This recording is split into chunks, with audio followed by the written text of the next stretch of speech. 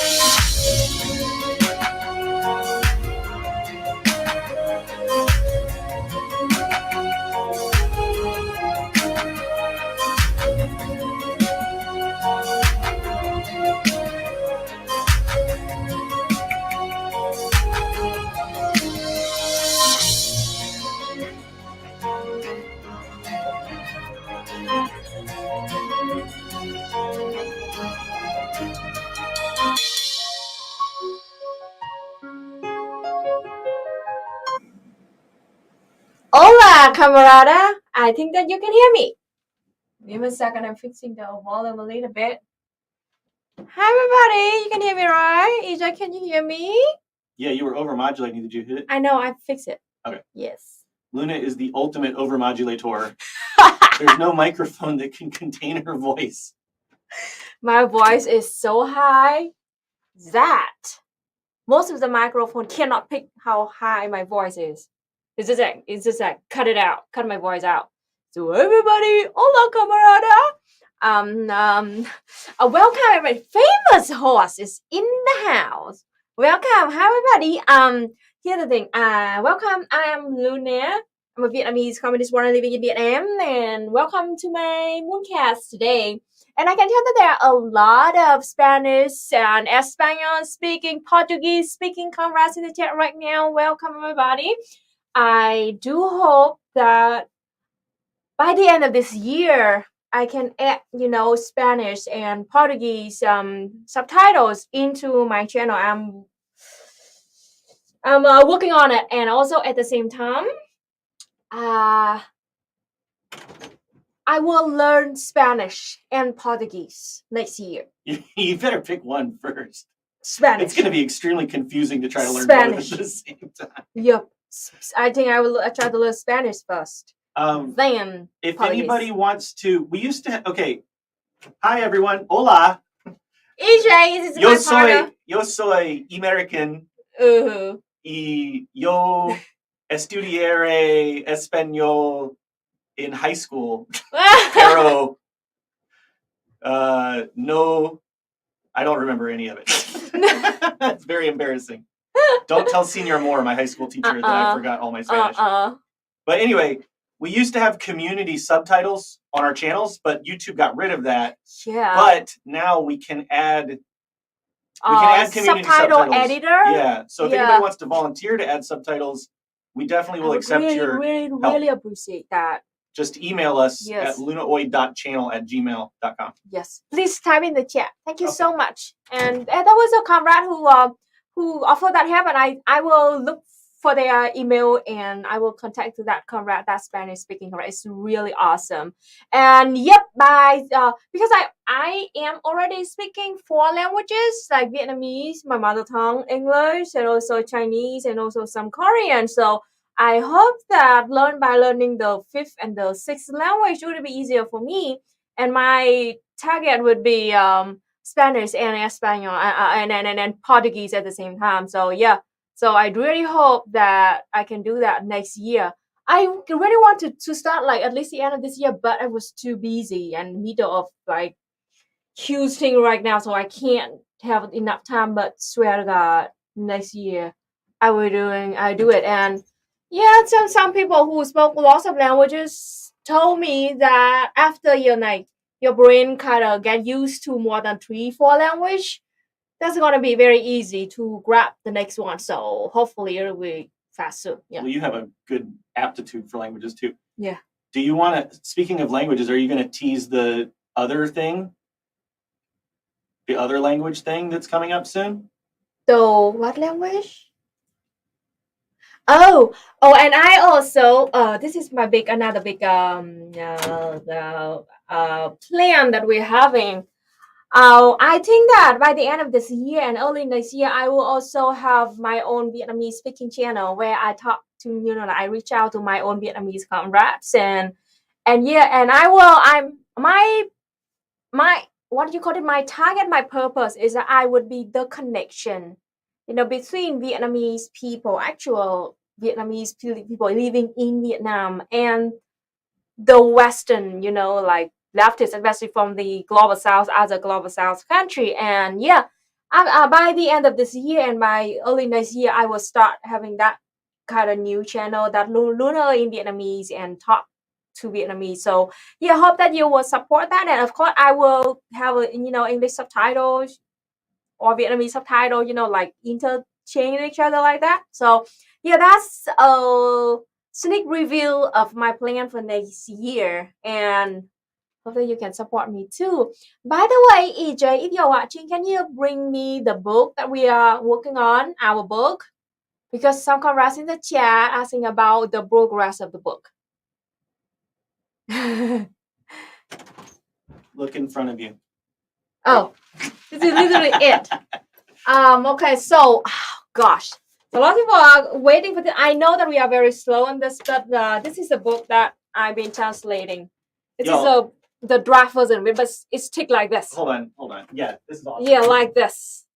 It's amazing. If you're been asking for the book, I'm sorry that we have been out yet, but we're putting tons and tons of efforts into working on this. It's already 270 pages with this big size like this.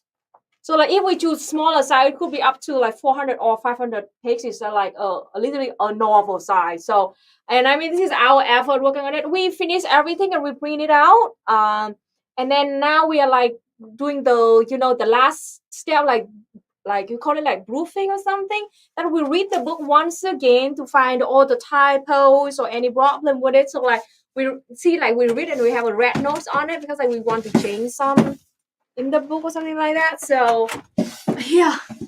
I'm the first person in English to actually use this book for research, by the way. Yeah, right. Yesterday, I was helping Luna edit one of her scripts for an upcoming video. Oh, there's chewing gum stuck in the back. It's yours. It's mine. I know. Okay. Anyway, I was helping Luna work on her part 2 for her democratic centralism video, and I had to look some stuff up, and I used the glossary/index, and I found stuff that I was looking for so fast, and I used the appendix because we have an appendix in this that has like. Famous Horse, love your shirt, by the way. Famous Horse, everyone should go check out, subscribe to Famous Horse on not just Twitch, but YouTube. Famous Horse has a new video out about how Netflix stole money from Famous Horse. Really? Yeah, really, Netflix like stole like the whole video. Look here, we have all the category pairs on one page. Yeah. We have this is all made by us. The principles of dialectical doesn't exist in the original book. So like that's why it took us like way longer time. Y'all, do you know how much annotation there is in this book? This is why it took so long. Look at this. Anything in a box is annotation. That's annotation. Every page you turn to, there's going to be annotation. Look, annotation, annotation, annotation. It's so fucking annotated. It's like there's more annotation, I think, than the actual original text. Yeah, that's how it works in Vietnam because like, you know, we're supposed to have a lecture on the stage with the slideshow to explain all of this. So the book is actually very condensed and short, straight to the point. We got graphics. I made the graphics. Yeah. I'll go ahead and humble brag a little bit. Yeah. I'm actually pretty pleased with the graphics. Actually, I think they're pretty cool. I think they'll be useful. Yeah. Wait a minute, today is Indigenous Peoples Day? I didn't know that. I thought it was yesterday. I guess time zones are confusing. Okay. Yeah. That's very cool. So please be patient a little bit with him. Yeah. I hope that when could you finish this? Well, it's gonna be available in November. Come hell or high water. Yeah. So November, it'll be out. It'll be in your hands. The digital copy will be free. The print version will be as cheap as we can make it. It's looking like it's going to be, I don't know, something like 20. It's a thick ass book. Look at it. It's going to probably be about $20, but well worth it if you plan on studying any kind of Marxist. This could last for your lifetime, and you can pass it out to your friends or anything because like it's just what we do in Vietnam. I mean, you could print it out too. Like we just printed this out on our computer. Yeah. And so you could print it out. Like the digital version will be free. Yeah. But when you calculate like the ink and the paper and stuff, it'd probably come out to maybe consider supporting us if you really want to print it out. How many pages like anyway, you're gonna have a hard copy. Why don't you just buy it so because you can support us? The current page count is 267. Yeah. And that's not counting all this like other crap. Yeah, all crap. But I am gonna be the one who draw the art for the cover. Ho Chi Minh quote at the beginning there. I don't know if you can read that, but step by step along the struggle by studying Marxism-Leninism parallel with participation in practical activities, I gradually came upon the fact that only socialism and communism can liberate the oppressed nations and the working people throughout the world from slavery. This is the second half of the quote that the most frequently quoted by anti-communists about Ho Chi Minh. It's the same sentence with, at first it was a nationalism, not yet communism, that, you know, inspired me, but step by step, gradually. So they always just quote the first half of it. Yeah. And twist it and like, you know, lie about Ho Chi Minh. And this is actually the most important point of this quote, that only Marxism, Leninism, and communism can save the enslaved nations in the on this earth. 25th. This is actually a final pass proofread. We've already had a professional proofreader. Yeah. From Center for Communist Studies. Yeah. Go through and proofread the whole thing, and I'm just going through and doing a final pass. Yeah. I don't think it's going to take that long. I mean, if it turns out being December, it turns out being December. But we want to have it in people's hands for the holidays and stuff. So we're pushing hard. Yeah, I'm already about halfway done doing the final pass. So anyway, that's all I got to say. Thanks. Enjoy the show. Bye, everybody. Bye. Adios. The topic of the video today is that I'm going to talk about, you know, the privatization of Vietnam and why having more of it is actually very bad to Vietnam. And I will give you actual news about what's been going on in Vietnam in the last week. And I think that is a very important case for you to look at about how capitalism, how we Vietnam struggling with capitalism, and how the two fight, we call it like the information warfare between the anti-communists and the communists in Vietnam right now. And I tried that, but before that, let me do this first.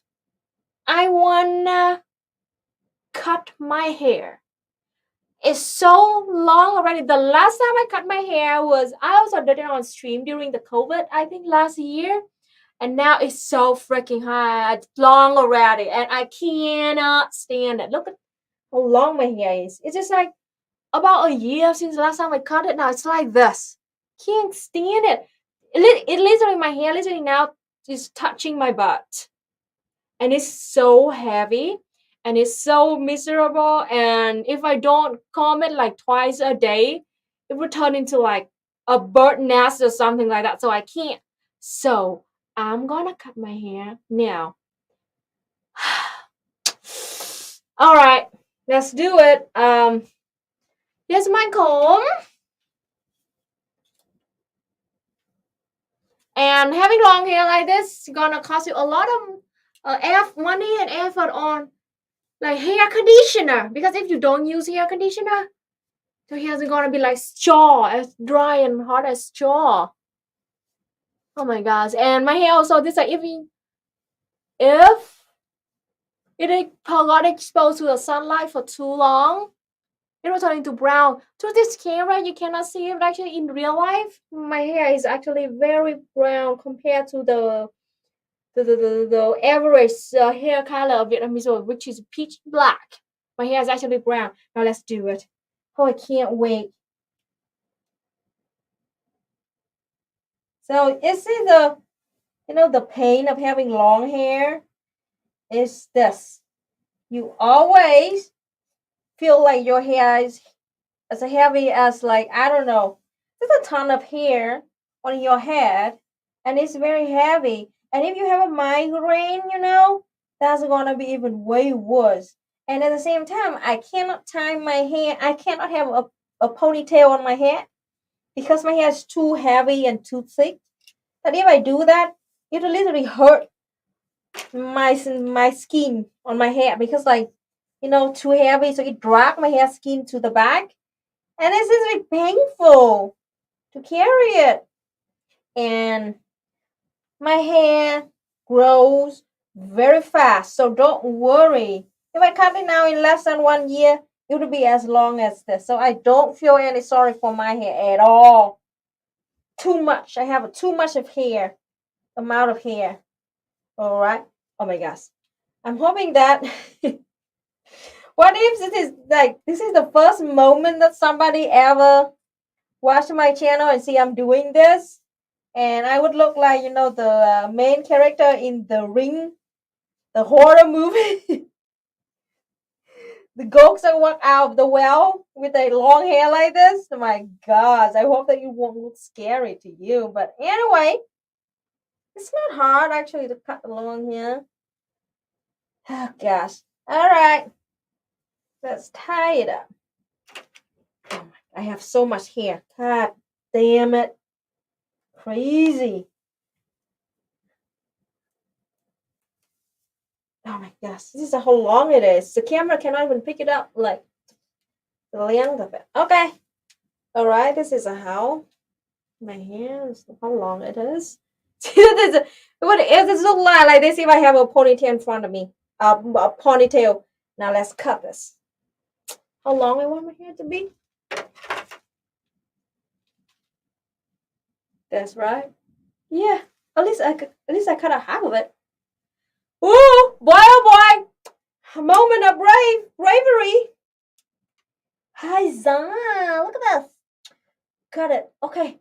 Oh, I mean, I still feel a little bit sorry for my hair. I know, it's beautiful, but anyway, they will grow back very soon, so don't worry. Oh gosh, this is how thick it is.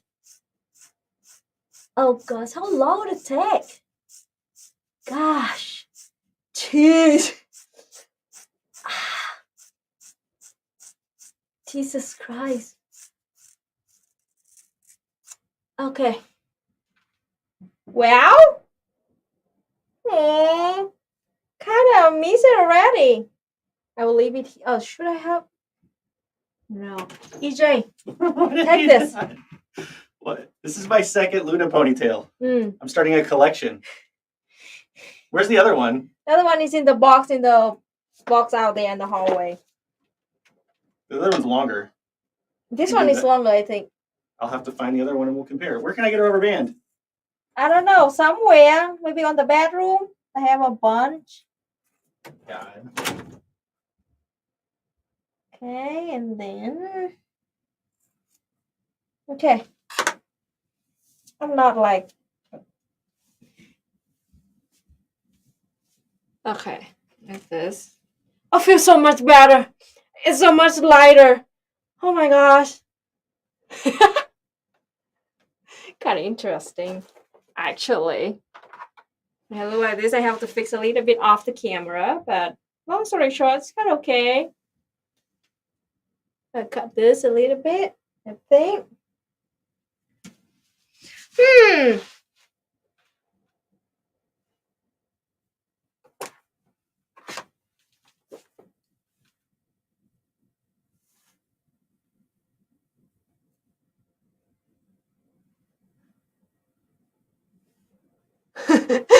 Big deal. I feel Luna, I want to cut my hair too. It grows back. Yeah, it grows back. So don't worry. If you want to cut it, cut it. It will grow back. I'll cut this so I can make it like. Cut this first. Okay. And then make it like this.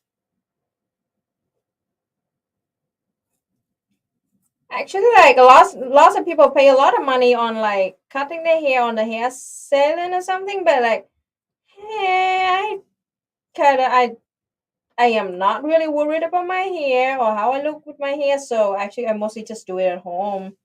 If I want to have a product on my hair, such as I want to make it curvy or maybe like dye a different color, I might do it on this hair salon. But usually if I cut my own, I usually just cut my own hair like that.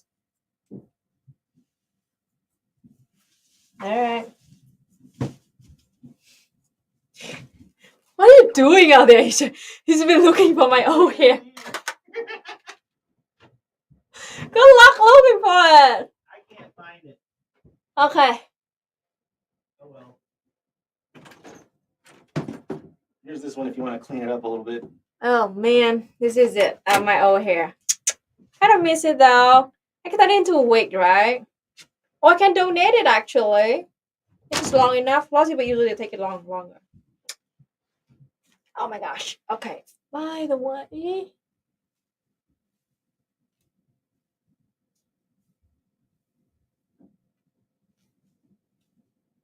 I like a new look.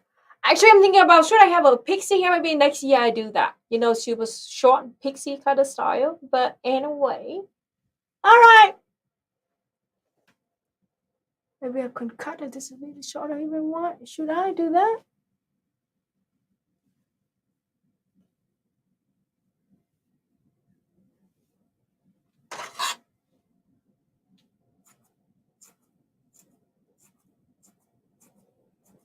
Okay. I mean, I feel so much better with the short hair because my head, like, you know, doesn't feel the same weight anymore.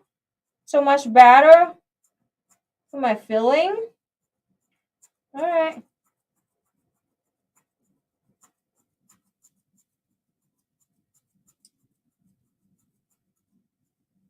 Now I'm going to change to the side. Fix it if there's any problem.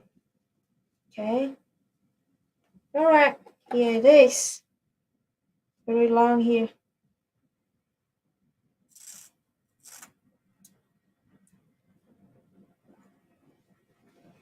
Kind of hot. Okay.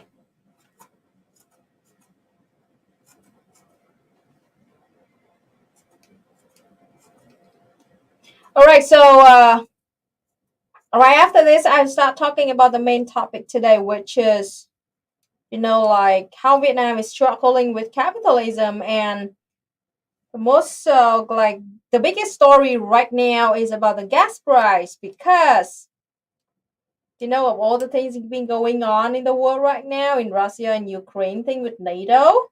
Gas price getting crazy again, and cause a lot of trouble for Vietnamese people. And now let's start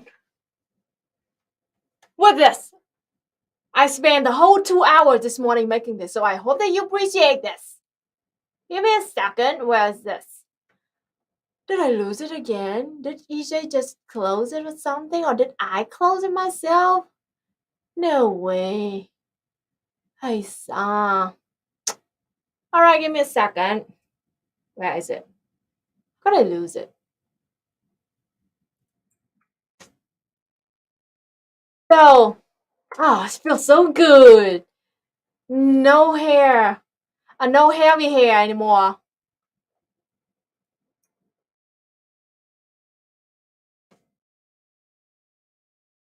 Okay, and now I will turn this into... Let me get it ready to screen right here. Give me a second. Give me a second. Slideshow. Can I share this one like this?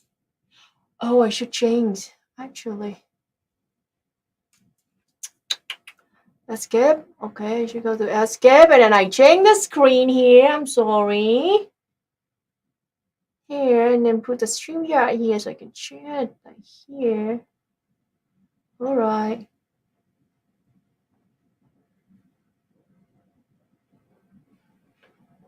This I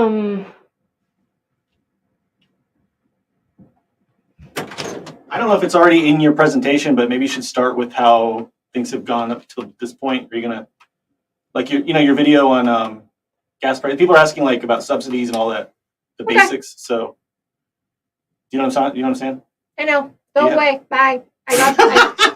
I'm just saying. The audience is asking about fuel subsidies and stuff. Okay. Okay. So, before I really start, let me give you some background information. Like 2 months ago, 4 months ago, 5 months ago, in May or June, I made a video about how Vietnamese government dealing gas price situation. Now, you know that because of the Ukraine and the Russian war in March, something like that, the gas price been like gone nuts.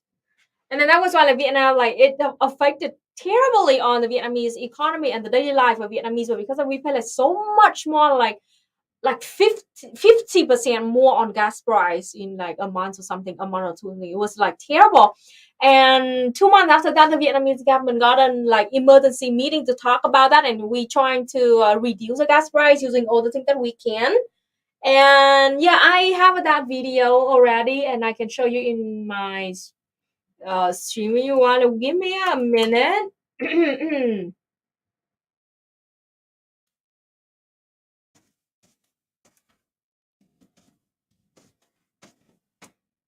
Okay, here it is. This is the video of mine that I will share this.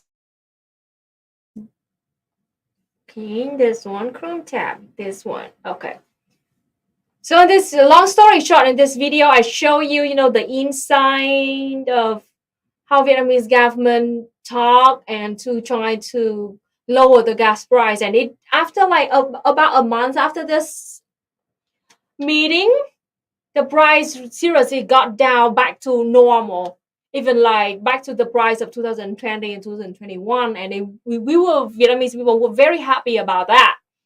And up until this October, the thing with the Russian and the Ukraine went nuts again, and also the OPEC, the OPEC kind of organization, they announced that they will reduce the amount of gasoline that they sell out every day, and it became like a huge problem in Vietnam, because we import a lot of gas, and when the OPEC announced that, means that it's kind of a scarcity on the global market right now. It's really hard for us. And also at the same time, we just had super storm, and this is like flood season, and now in the central of Vietnam the flood is terrible.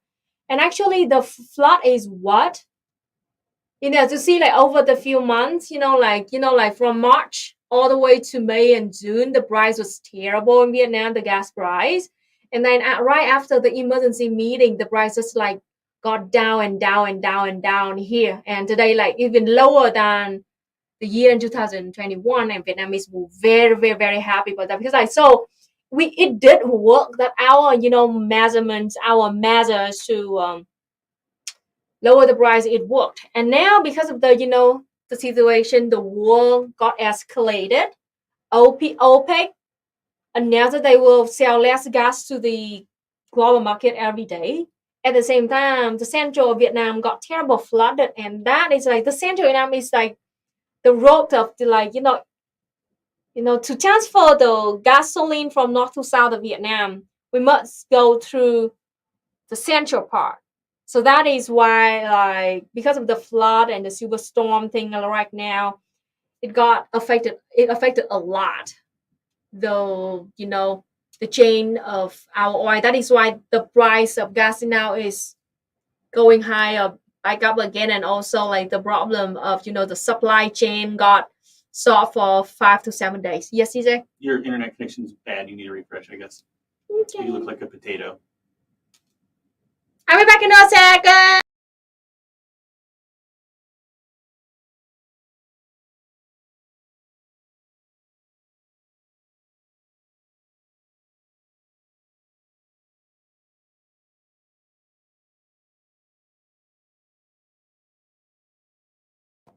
Okay, I'm back.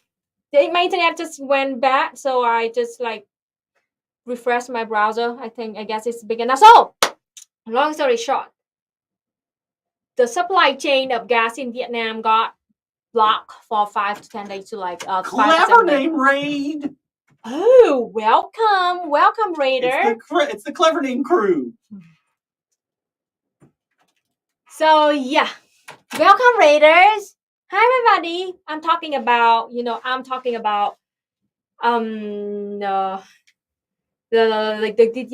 huge problem with gas price right now. So now that is just a background. Yeah, I love that. Icons.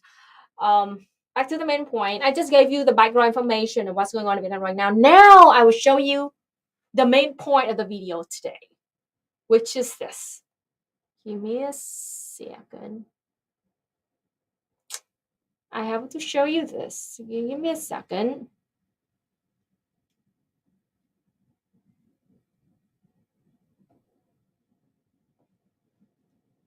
This one, right? I will share this one. Okay. How do I do this? Slideshow. Yeah, right. Okay, good. Perfect. Now let's do this. I made this slideshow just for this Mooncast, so I hope that you appreciate my effort here, comrade. Now, what's up with gas price, with the gas stations in Vietnam? So because of like the gas price got lower and lower, and that is why the individual owned kind of gas station in Vietnam do not like this fact.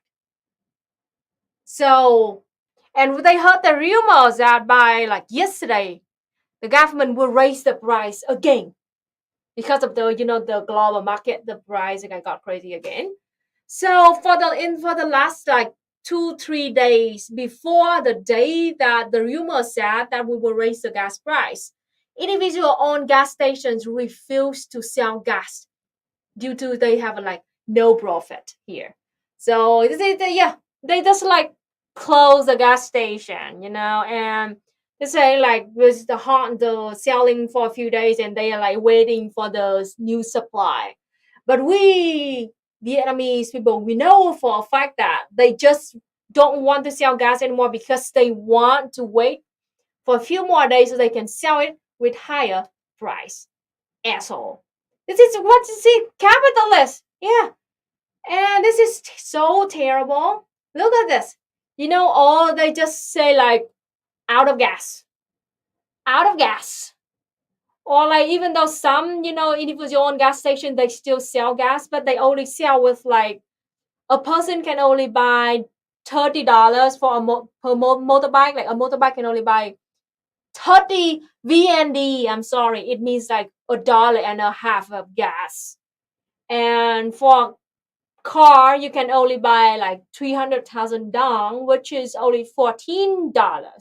They only sell that. You cannot buy more than that for one person. So it's extremely like terrible situation. And this happened mostly in the south, such as in Ho Chi Minh City, in Bình Dương, a big industrial country, like city next to Ho Chi Minh, in Dong Nai, and in some private gas station in the center and the north of Vietnam. But generally speaking, the situation is way worse in around Ho Chi Minh City. See, this sign said like a motorbike can only buy 30,000 dong, and a car can only buy 300,000 dong, which is $1.50 and $14. This is nothing.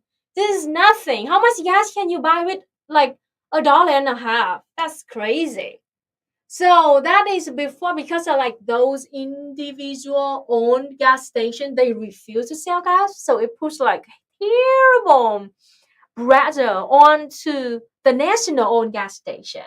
Okay, so long story short, in our system right now in Vietnam, we have a two kind of parallel system. The main one is a national owned kind of gas station where they always have a gas, very stable. The price is exactly the same everywhere, and yeah. And the individual owned gas station only exists, usually just exists in like big crowded dense area. And because those individual gas stations refuse to sell gas, so like thousands of customers every day just lump into this state-owned gas station to buy gas, because that's the only place that they can buy gas in the last few days. Okay. They're breaking the law when they do that, right? They're breaking the law. They're breaking the law. Yes. So here's the thing. Before, when an individual owned gas station kind of register for business in Vietnam, they have to sign an agreement with the Vietnamese government. There are 5 main articles on that agreement. But long story short, they have to agree, like promise to the government that they won't lie to customer. And with like when they have the gas, they have to sell the price that the government decides. So the price is decided by the government, not by individual gas station. Okay, so this is a fact that in Vietnam, whenever you go, the gas price is the same and always as affordable as possible for all Vietnamese people to buy. So that is what we have when we have a state-owned, kind of industrial field like this, when the government will control the gas price of the whole country. And also we have like both the state-owned gas stations and individual owned gas stations, so people can compare. So there's a fact that like this situation show the Vietnamese people about the truth of privatization and how fucked up it is to our economy. This is the thing. See, like the petrol it makes is the state-owned gas station, and the price they always stable. They always have a gas, and they everywhere, even to rural area. So now I would explain to you a little bit about how it works in Vietnam, the gas system, and why the government subsidize and control this is good. And that I also explain what it means when we say it as the socialism oriented market economy. This is very important for you to understand. I will go back to the slideshow later, but this is that. Lots of Western media outlets, they've been saying that Vietnam is like a market economy, free market economy, just Vietnam is just capitalist, without even knowing that exactly how we run our economy. Or maybe they know, but they just don't tell you because they want to lie about us so can fit their narrative. Hey, thank you so much. That's super chat from our brain hurts a lot. Yes, my brain hurts a lot too. Hi Luna, really love your contribution with interventions. Green gas. Oh, thank you so much. Thank you so much. Yes, this is a really great comrade, and I am very happy to to have a collab video with our Jeremy comrade. So Now, back to the main story. The government of Vietnam, they have to fix this here, but I'll do it later. To the main point.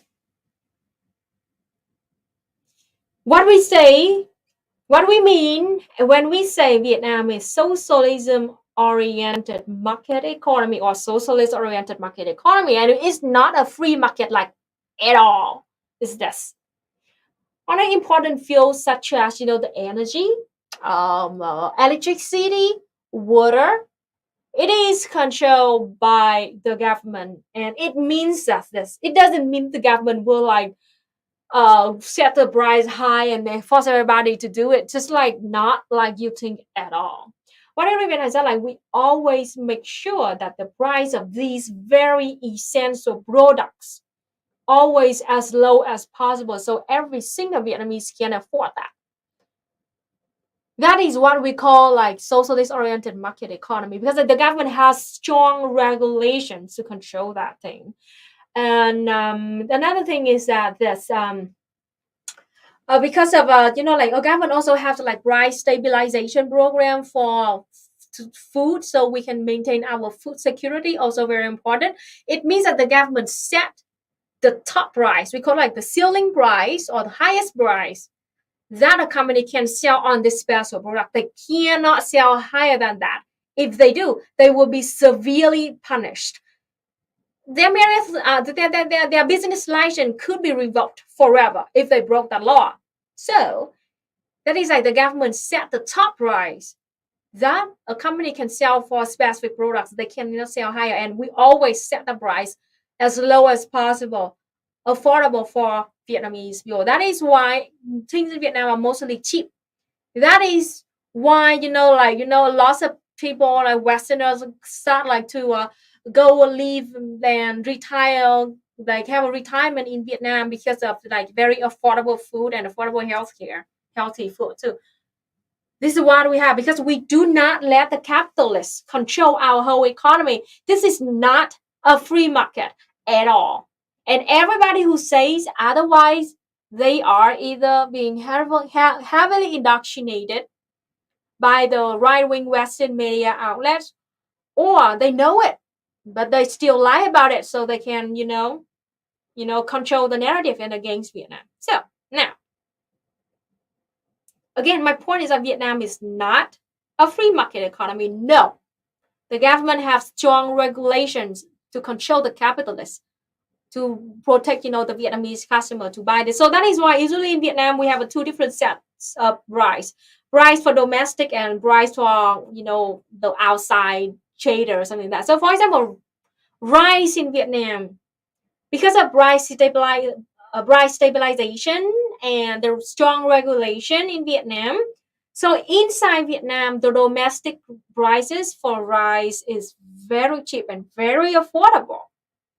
Always can afford that. But the price for exporting rice is it's all over the place. It depends on the actual demand on the global market. So we have a double protection from the government like that. Okay. So in order to run this country with 100 million, Vietnam is not perfect. The government of Vietnam is not perfect. I've been done telling you so many times, and we are not utopia, and we have so many problems. And now I will give you the biggest problem that Vietnam is dealing with right now is that Vietnam is struggling with capitalism in general, and in particular, we're struggling with privatization. So when Vietnam started the Doi Moi reforms in 1986, we've been struggling a lot on how to, protect and maintain the country, and also, try to, trade with other countries without really receiving any sanction or any attacks from them. So it's struggling, the socialism and then the capitalism, struggling in this country right now. So in Vietnam right now, on one hand, the Vietnamese government control the gas price, and we have very strong state-owned gas stations that they are everywhere. They even bring gas station into super remote areas, so people living in the mountain or middle of nowhere in the island of Vietnam can have a gas station. At the same time, in the dense kind of city like Ho Chi Minh City or Hanoi, because the government, we have a limited resources. So we mostly focus the state-owned gas stations. The government mostly focus on building new state-owned gas stations in rural areas with less profit because no individual owned companies want to build any new gas stations there because like they do not have enough customers, so they don't want to build it. It's obvious, right? If you think as a filthy capitalist. So that is why the government spend our limited resources on developing rural areas by building big gas stations there so people from rural area can buy gasoline with cheap price. All right. So they live, they live like the super cute dense areas like Ho Chi Minh City and Hanoi. A little bit, they gave a little bit of market to the individual owned gas station. That is why in big city like Hanoi and Ho Chi Minh City, you have a shit tons of gas station that owned by individual. And now, because of that, just a few days ago, I just show you the picture when the gas price, it's like bad for those in individual owned station. They just refuse to sell it because their motivation is just profit. And if they do not make profit, they refuse to sell. That is literally capitalism. And lots of Vietnamese people starting, to see this problem and starting to understand this. Like, look at this. Like when the economy is awesome, everybody profit, of course, everything is so nice. And so you can see that, oh, the individual owned gas station also good because like they can, bring gas station to all the dense areas that we don't have to go far to buy gas. Okay, yeah, I agree with that. That is why the government allowed those individual owned like gas station to exist because they spend our limited resources to develop our rural and remote areas. Now, but when the crisis come like this, when they know that in the next few days the gas price will high up and they can make more money, they just stop selling gas. And even though they're doing it against the law, it's totally against the law, but they always find the loophole. For example, according to the law, they cannot, haunt the gas and refuse to sell the customer. But they created like something like, this machine is broken, so we cannot fix it now. So sorry, we have to close it now. Or like, we're actually run out of gas. They keep the gas somewhere in their secret storage. God knows. Yeah. We don't have any gas right now, so I'm sorry. It's still waiting for it. And they just wait for when the gas price to rise up officially. So like magically, all of the closed, gas station, they suddenly have gas back. Lots of people in Ho Chi Minh City and Dong Nai and Bình Dương, they suddenly like they reported that like, well, yesterday this gas station like out of gas, and now today they're back to like working normally again. They're fucking liars. So that's it. This is the nature of capitalism. Yeah, it's really, really bad. Now, I will give you another story of this, so you can move to the next part of it. In 1990s, when Vietnam was brand new in opening up our economy, is it like still in step one of the đổi mới, renovation and đổi mới reform? Vietnam at that time, because we were heavily controlled and like attacked by those capitalists from the West too, from the West and inside of Vietnam too. Before in the 1960s, 1970s, and 1980s, the Ministry of Education in Vietnam controlled all the textbooks. Okay, it means that like the whole government just came up with one official set of textbooks and they just sell it to students with really cheap price. And because of for like 10 or 20 years we didn't change our education like information at all, so like one set of like old textbook can be passed down to the next generation, and the school can even just like keep those old textbooks and then give it for free to students for the next year. So every now and then we were so poor and we loved it so much. Literally the childhood of my older brother, he just like bought like old textbook at a third of the original price, even though it was already very cheap. And we love that. We love that system. And yeah, we turned out to be very fine. But in the 90s, we were heavily targeted by the neoliberals from inside and outside of country. They were so powerful that they infiltrated into our government. And then those liberals and those neolibs and capitalists, bootlickers, they forced the government to privatize our book sector. Means that the Ministry of Education did not have the power to control that anymore. They gave that power to private companies, to private publishers. Okay. And that caused a terrible consequence. And until now, we try to redo it, to undo it, but it's so hard because they got so much power. This is exactly what happened when we privatized our textbook sector. The government gave the power to the private publishers.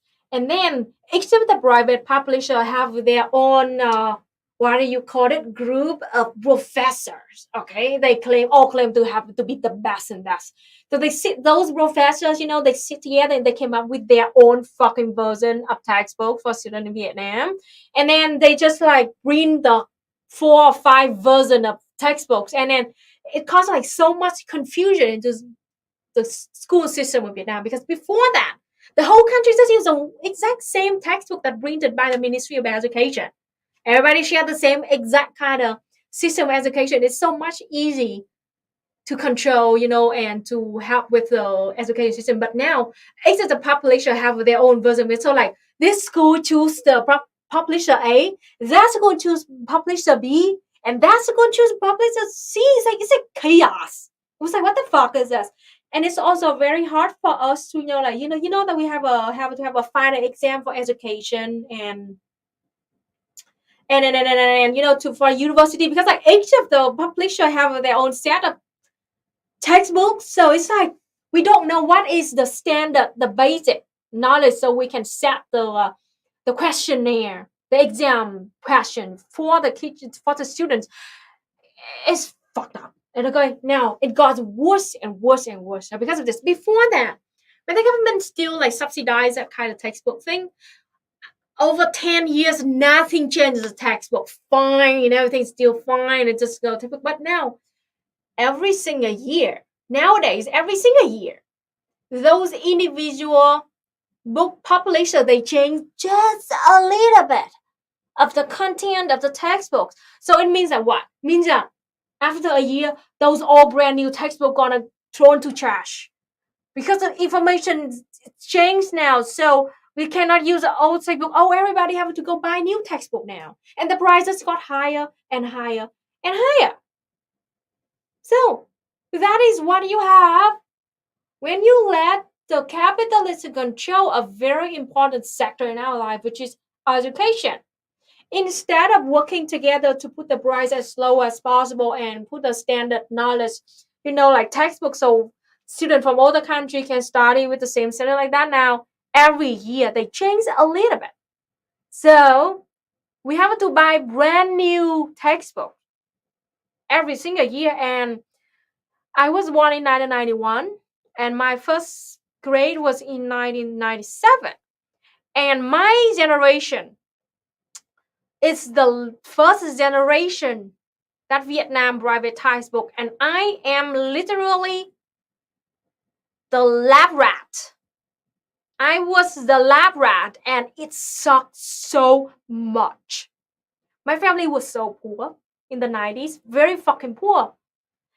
And because when my brother was born in 1985, and he just took like old textbook free from the school, so like we didn't even care about that at all. Like my mom's like, just so easy, just go to school, and he would have like a free textbook. But in my generation, from 1997, my mom had to spend shit tons of money to us at that time to buy brand new textbook, and every single year for 12 years straight, 12 fucking years straight, from grade number 1 to grade number 12, every single year I had to buy brand new textbook. And it just got worse like that every year. And then it's fucked up. That is when, we learn a big lesson, and we try to undo it, but we don't know because those private publishers, they have too much power.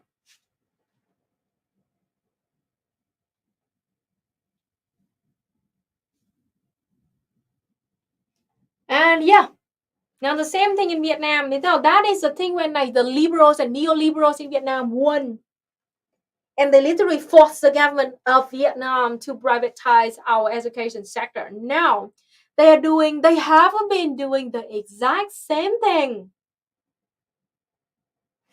Privatization of publishing is part of the narrative warfare process of neoliberalism. Yeah, it sucks. Vietnam gone through it. It sucks, and we're trying so hard to fix it now, but we can't yet. We really hope the government will crack down on this, so we can take back, the power of publishing the textbook back to the Ministry of Education, because like sucks a lot. And textbooks are getting more and more heavy because like of course those capitalists just like they just sit there and they think of some like ding dong idea about, oh, you need one more book like this for the student, so you can have to buy more of them. They do not give a shit about poor parents in Vietnam, about how they cannot afford those brand new expensive textbooks, but they have to because they need that for their children to go to school. That is literally their right to have education, but because of that, it's now that's my biggest criticism of the government of Vietnam. They did a huge mistake by, allow the capitalists to jump into the education system of Vietnam. Same thing happened to electricity and energy in Vietnam. Until now, the electricity and energy in Vietnam is still controlled by the government and controlled by the state-owned economy. And you don't know how much, those anti-communist Vietnamese, those liberals, they've been saying the exact same argument. They're like, oh, because of Vietnam is now the monopoly in energy and electricity sector, so the government just totally controlled the price, and this is so bad because the price could have been so much lower with the competition if we just let them, let the capitalists, to control it, and it's competition, the customer will have the low price. Can't stand it. I can't. And they just because this is what they want. They want to turn Vietnam into a full free market economy. Just let the capitalists to control every single thing of our economy, and they are calling so hard on the privatization of energy and electricity in Vietnam, and they call it they call it the monopoly of the state of Vietnam, and it's so bad. We need competition. So much bullshit. There's so much bullshit in this. Like, yeah, it's. And now I will show you one of the biggest issues that we are dealing with right now, and I will show you what the Vietnamese street tribe been saying. I'm not lying. It is this. I will show you the actual fact about, what is the biggest problem in Vietnam right now. Go back to the slideshow.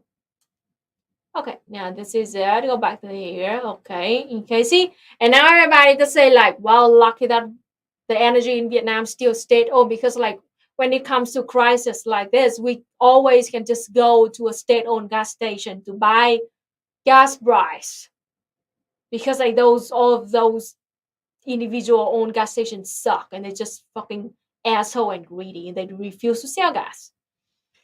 Now here, talking about this situation to compare between the state-owned gas station and the individual-owned gas station, here's the actual Discord of Vietnamese people living in Vietnam on Facebook in Vietnamese. I will translate it to you.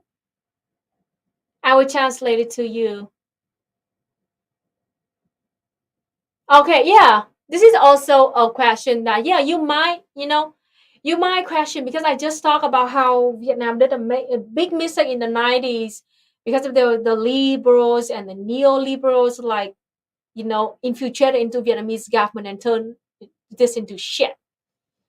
Now, this means this.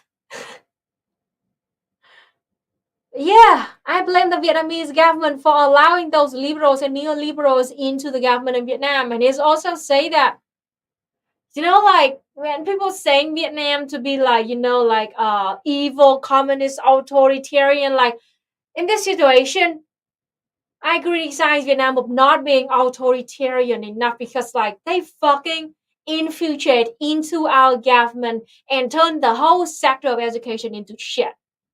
Another thing too, like if you watch my video about election in Vietnam, you don't need to be a party member to join the election in Vietnam to run for office. No, you don't.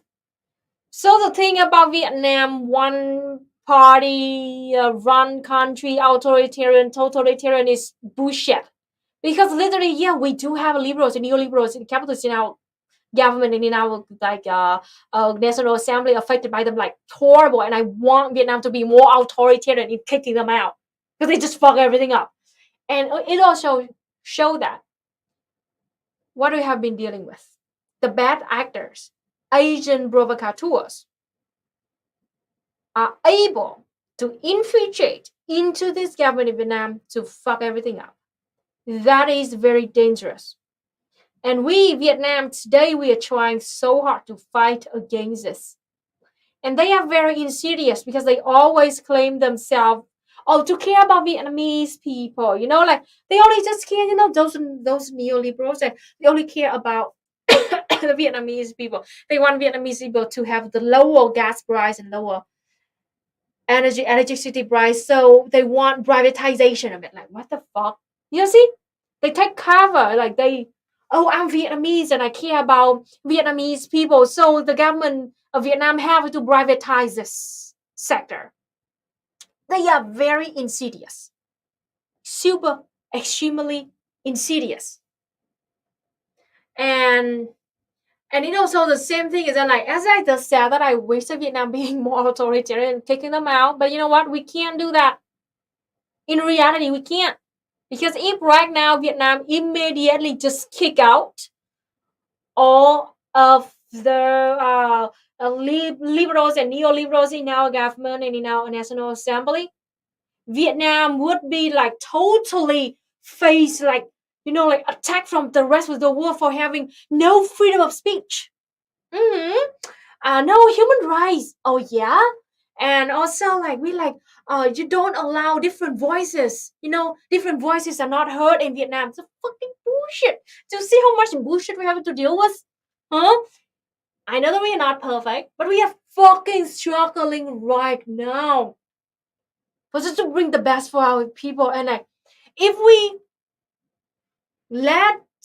we do not let different voices to be heard in the government, we claim to be totalitarian, evil dictatorship, no freedom of speech, no freedom of press whatsoever. But if we do, bring them in. Just look at what they turn us into. Fucking corrupted and horrible that they could just let the capitalists do whatever they want. So what?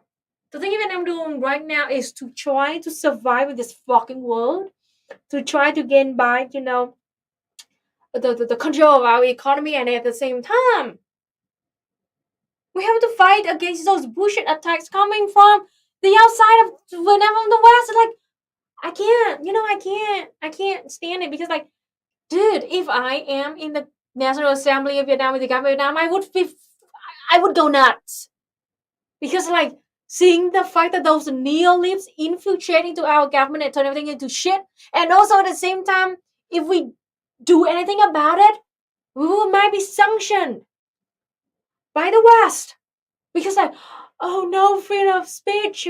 Vietnam doesn't allow different voices to be heard. Terrible. God damn. See, this is the thing that we, even though we are like on the other side of the earth with the USA, literally the furthest distance that you can get against the USA, and we still have to deal with the bullshit. Yeah, removing private property feels authoritarian to them. Exactly. If we don't let the private the capitalists to go and run the country with their bullshit argument about competition will breed innovation, bullshit like that. And if we now let our state to control a very essential sectors of our life, it's monopoly. It's authoritarian, totalitarian. No freedom of speech, no human rights.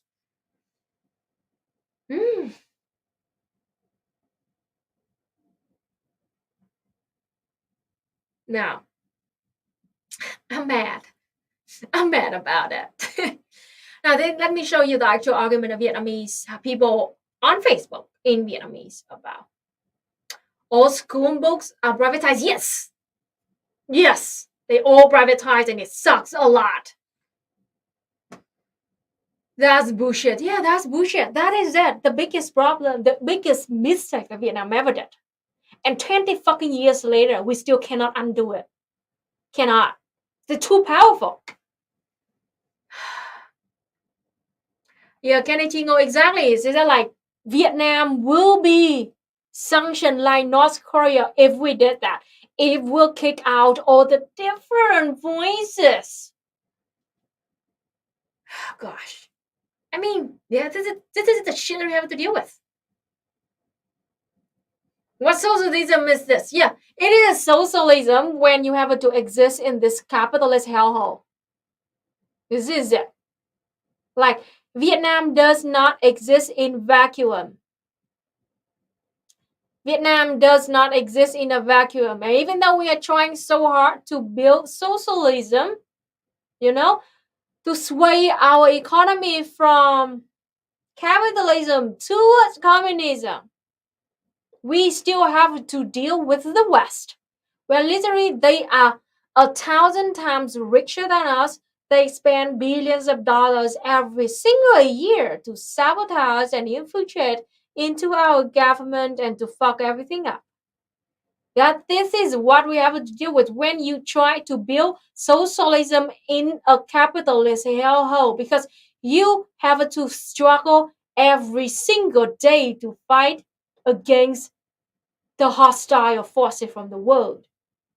That is why we desperately want Western leftists, especially leftists in the imperial core, to do something to end the threats coming from their own bourgeois government.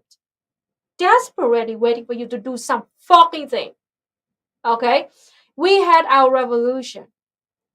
Generation of Vietnamese people died to have a revolution to build the government of the people, for the people, and by the people.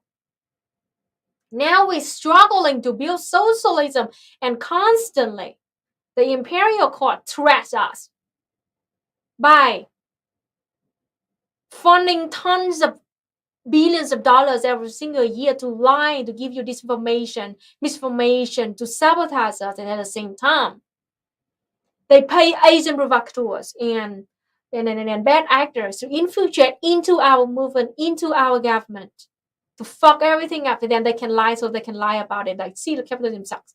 That is why the last thing that we want is another Western leftist from the imperial court to sit in their armchair comfortably and point their fingers at us about, why Vietnam cannot build a utopia yet?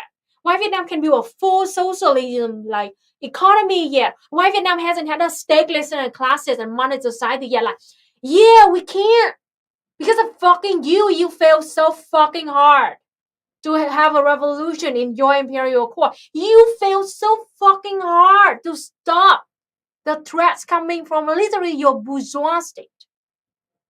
So instead of spending your time sitting in front of the fucking camera 8 hours a day and dunking on global south country, why don't you just go the fuck out there and do something to end it? Because Vietnam could have been so much close to full socialism and then to communism if the USA and NATO doesn't exist. Please? Yeah.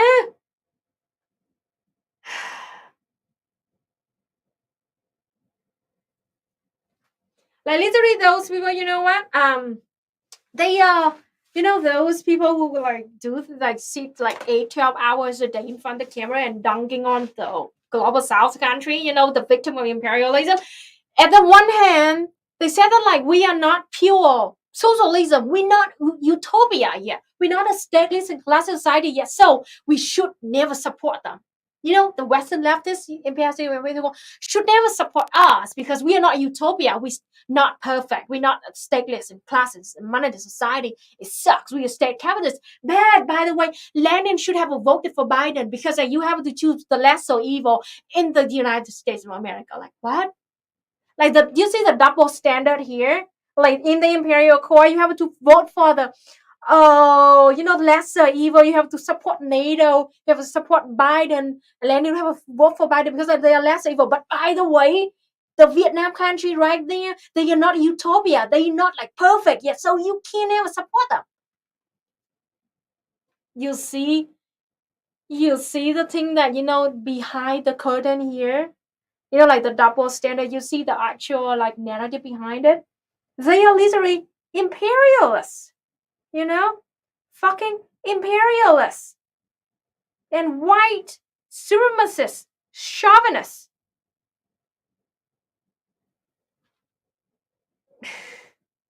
Sorry, but Vietnam has a problem, therefore we must support the USA. Exactly, Vietnam is not perfect, so we have to vote for the lesser evil in the USA, which is Hillary Clinton or Kamala Harris or Biden. Like what? What the fuck are you talking about?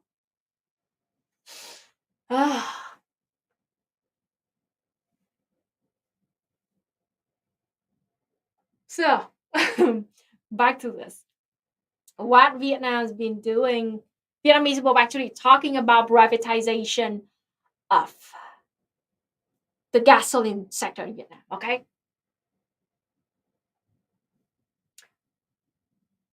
Yeah, it is I would translate it in real life for you, okay, to see actually this, because I did not have enough time to actually type out the translation. But this first person said like, privatization the entire energy sector means that the capitalist companies will what do you call it, like will exploit the Vietnamese people to the bones. This is like this, yeah. This is like they made fun of the EU thing, like to set the high price for the gas station. Yeah, the second, and this third person said like, yeah, it only happened in this thing, when the gas station refused to sell gas, only happened in individual owned gas station. All the, he lives in Hải Phòng, the province north of Vietnam, and those state gas station owned by government still run normally fine, nothing happened. It's like not a crisis at all. Yeah, this is I like this comment a lot from this account, from this, he said that if we let the individuals who join into the supply chain in the market, we have to put them under the regulation from the government, and the government must hold the main power here. And whenever there's crisis like this happen in Vietnam, the people always have the choice to buy the gas from the state-owned, gas station, and like that. And it is the next one is here talking about like, only when the crisis like this, all the populist people would open their fucking eyes and stop listening to Westerners about the bullshit, like competition, and with like we'll have a like lower price for the people, like bullshit. So this comment debunk the populism. Populism means like you just say whatever the people want to hear without actually investigating, without having any knowledge behind it. It's just like populism, like just say whatever they want to hear to get the support from people, and also open their fucking eyes about the bullshit argument coming from Westerners talking when they talk about how competition is actually good for the economy. Like, yeah, a very class consciousness kind of comment section, I gotta say. The next one. Here, this is the first one listed out, like, like whatever kind of sector it is, like private sector or organization, cooperative sector, or the state-owned sector, or like foreign investment kind of sector. The government still must hold the most powerful control and regulation because of crisis like this. The thing is not like this. It happened like this because Vietnamese people, we trust our government. That is the biggest problem here. The biggest difference between Vietnamese and the West. I know in the West you do not trust the government, of course, obviously, because your government over there, your state over here is the bourgeois state, that they only exist to protect the benefits of rich capitalist class.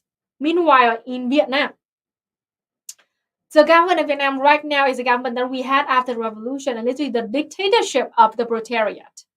So that is why, like, Vietnamese people will trust our government very much. And based on a survey done by the Barometer University in Taiwan, and they did a survey a few years ago, and then literally like 85% of Vietnamese people support our government today. Now that is the biggest difference here. That is why in these comments, they want the government to maintain the regulation over the private sector because we trust the government. Of course, in the West, if you say the exact same thing, it's absolutely different because the nature of two governments is different. If you in the West say they want the government to control it more, that means that you're fucked because the government is just gonna protect the capitalists, but it's different in Vietnam. So please keep in your mind that because we trust the government and we know that the government will do the best for us. That is why we want the government to maintain the control over the capitalists. All right, got it now? The next comment with a lot of hearts and the file emoji is about, like, he said that privatization is only gonna benefit the capitalists, the individual capitalists. Long live the Communist Party of Vietnam and the government of Vietnam. Heart and fire and heart and fire. Okay, that's it. And then the next one is like, well, this afternoon when I saw, when the gas price back up, they just like all of those the gasoline suddenly they opened back up and they all took down the sign just saying that they ran out of gas, like fucking liars. And then the last one is like petrol, means like the petrol limits, aka the state-owned gas station in Vietnam. So like when petrol like have some loss, the government will take that loss. But when the individual owned gas station loss, they close down. That means that like the government will take the loss for the people. Meanwhile, the individual, when they lost, they just stop selling. That is the nature of capitalism. Yeah, that's a fucking free market right there. They only serve you if they can have a benefit, and they will stop if they cannot make money. That's it. They don't have any responsibility. Only the government will care about enough of Vietnamese people that they will take the loss. They will take the loss and they still sell gas to Vietnamese people in the loss, with a loss, because protecting the life of Vietnamese people is more important than benefit. So yeah. And the next one is I like the most in the next picture on the other side is I like this guy actually understand the economy system of Vietnam. He said, well, our economy right now is a socialist-oriented market economy. The private companies, they only sell things if they make profit. Only the government is the entity with that like still take the loss in economy like this. Of course, when those private owned kind of gas station, when they cannot make any money, they stop it, and only the government would do the opposite thing. So that is what it means when we say the socialist oriented market economy. So yeah, to tell you that what's going on in Vietnam right now is not free market. It's socialist oriented market economy. Means that we allow some privatization in our economy, yes, But the government still hold the main power in controlling the most essential sectors in our life, such as energy. Very important. Next is about this one say, oh, I accidentally doubled the picture. But anyway, the next one is this. This is the crisis happening right now. This is the price of privatization in the energy sector. And then this crisis only happened in individual kind of business, not the state. So long story short, like they like starting to talk about how privatization actually sucks and very bad for economy, and the only thing we can trust is a state-owned sector. Now, this is interesting. Now look at this. Right here is a post made by a Vietnamese neoliberal, an anti-communist neoliberal, or aka three strike. That is it. Literally, this post is painful to read, but anyway, I translate it to you. So this Facebook account, Neolib Vietnamese, I said like, oh, because of this is, I don't know why they so ding dong. They're so ding dong, but anyway, this is what they say. So, long story short, they're saying like the crisis happening right now is because the government hold the monopoly in controlling the gas price. They literally blame the government on this crisis. And they said that the crisis will be fixed if we privatize the entire energy sector of Vietnam. This is the argument right here. You're reading it right now in front of you. Okay? This is they said like they blame the entire crisis of Vietnam right now into the monopoly of the government. And their solution is to privatize the whole entire energy sector of Vietnam. Like, I can't. My brain hurts. My brain hurts. Because it's obvious that only this quote-unquote crisis only happened in individual owned gas station. And all the state-owned gas station, everything is fine. Seriously. And because, all the individual owned gas station, they closed down, they refused to sell. So the Vietnamese people had to go to the state-owned government. It means that we have to stop privatization of the energy sector and focus more on the government on. But those liberals, those Vietnamese liberals, they just like got it upside down. They just lies to the teeth, saying that they blame the government. I can't understand it. Like, this is so obvious. It's so simple that I can't understand that those neolips, they just twist the truth 180 degree about what's going on. I mean, I'm like, oh my gosh. Oh, Anand, thank you so much. Thank you so much. Which stream is that? Yeah. Which stream is that? All right. Bye. So, now let me tell you this. This is what we are dealing with in Vietnam right now. Been dealing with for decades.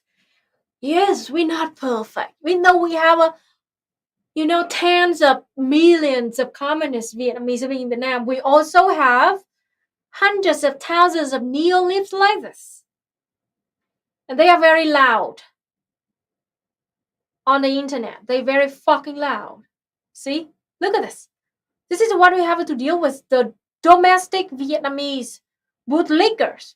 They twist and lie to their teeth about the actual situation in Vietnam to Vietnamese people. It's so fucking obvious that they even have the fucking guts to lie about it. So imagine what you have to deal with in Western media outlets, in English-speaking sphere, like in Twitter and Reddit. Fucking Reddit, not even once. This is it. Those Vietnamese three strikes, It's so easy for them to go online, go to English-speaking sphere, and spread lies like this in English. And you, Westerners, you do not know better. And you just like, oh, this person is Vietnamese, so they must know exactly what's going on, right? And they just trust them. Here's the thing. I want to talk about this a little bit too. The white guilt. I know the white guilt, yes. I know that there are so many of you like acknowledge of the history of what the USA, the imperial core have been doing to people in the global south. So you have your white guilt. And you tend to, like listen more to us, people from global south. And I am very much I very much appreciate that. Highly appreciate that. And thank you so much for learning about that truth and trying to put down your ego and all the things that we've been learning of propaganda you learn against us, and now you're trying to listen to people from global south. But at the same time, Asian provocateurs are using your white guilt for their own cause. These people, literally this Vietnamese anti-communists, they will go onto Twitter and Reddit and say that they Vietnamese, and they will spread the neoliberal propaganda, but under the new cover, which is from a non-white perspective. And lots of you are being tricked into listening to them because they weaponize your white guilt. They're weaponizing you into listening to them, into believing into their lies. Their purpose is to maintain the exact same status quo, but now under a new cover. So they will listen. So people like me, Vietnamese communists actually living in Vietnam and fighting against these people in Vietnamese sphere. I am trying so hard to bring you the truth here. That I am still trying to tell you that yes, there are Vietnamese neoliberals, Vietnamese who speak English, who go out into the English speaking sphere and lie about their own country. And they are using their own identity, using your white guilt into tricking you into listening to them and fight against me, the actual Vietnamese communists living in Vietnam, trying to fight against the disinformation about our own country. It's so hard. It's so hard because many of you are very uninformed, very naive. And because they use their liberal identity politics shit. Remember, the genuine Eat Paul and the liberal Eat Paul are opposite to each other.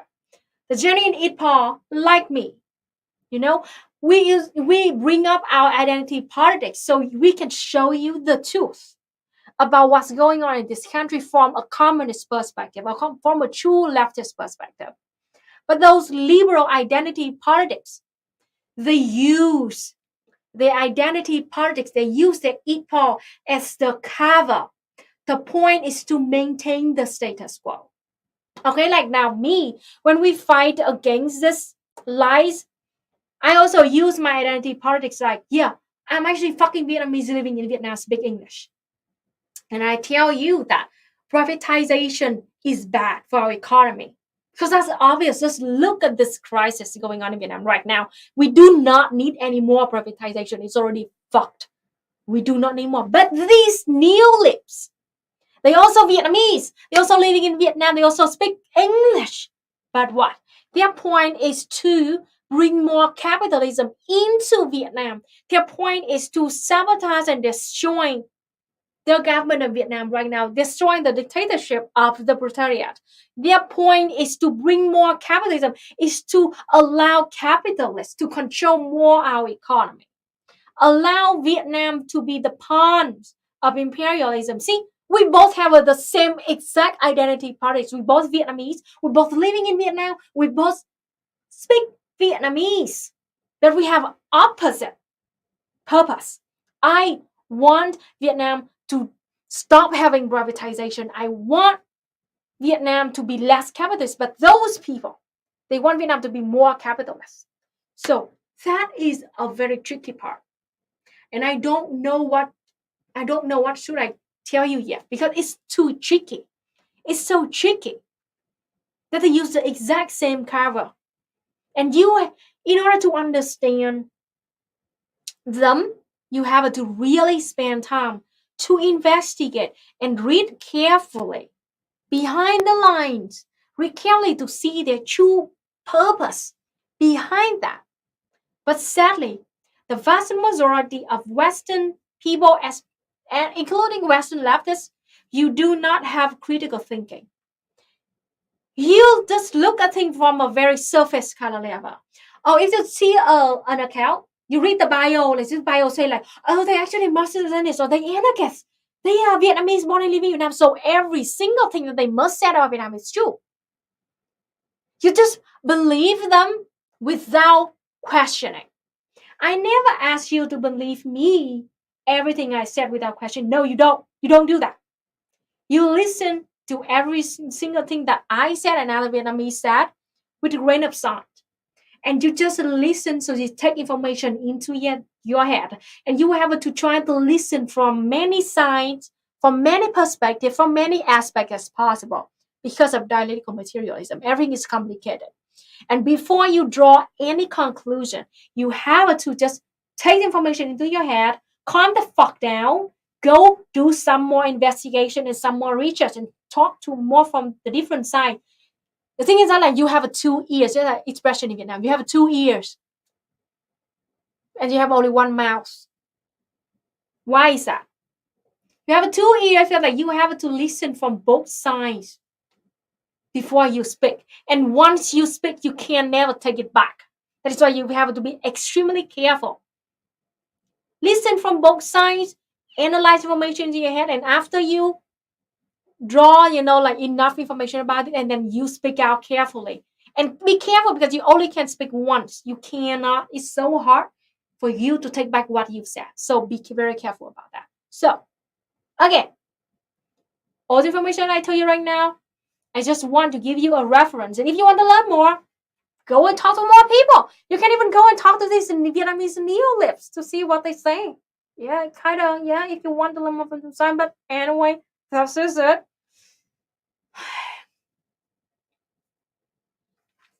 So, and this is the thing when people, and when we fought against this false posts coming from Vietnamese liberals.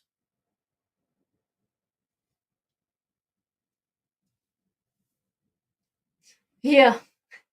My God, meow, yep, agree with that. So like this is people in the comments right here, they attacking this post. You got like just fucking bullshit. And they're literally saying like whenever like when the gas price up to like 30K means that like 30,000 down for a liter, the whole population in Vietnam like got mad about that and shit on the government a lot. And that was why the government trying so hard to lower the gas price to, maintain the life back to normal to Vietnamese. But means that the Vietnamese people's voice being heard under the current government. And that is why we want the government to keep controlling it. And this person also said, like, if we let those individual capitalists to control entirely the gas situation, the gas price will never go lower. No. The gas price would just go higher and higher and higher because how can they say no to more profits? Of course not. My gosh, yeah, see, the second person agree with that. They call them 3 strike. Back where means 3 strike means anti-Vietnamese communists. Usually they made fun of like how the heck those 3 strike can believe that the individual owned gas station, the capitalists will lower the price due to competition. Like, wow, literally what? And of course, they even predicted that if the whole energy sector in Vietnam is controlled by capitalists, the gas price right now would be like 60,000 dong per liter, which is insane. Like $3 for a liter, like which is insane. But like, that's how they predict what would happen if we privatize the whole entire this. Yeah, profit. Yep. Only the government is the one who lowered the gas price because they care for the Vietnamese poor, not the fucking capitalists who will care about that. Yeah, the last person brought the example to prove that is American healthcare system. I'm sorry, but the USA has become the bad example for every other country to not follow that.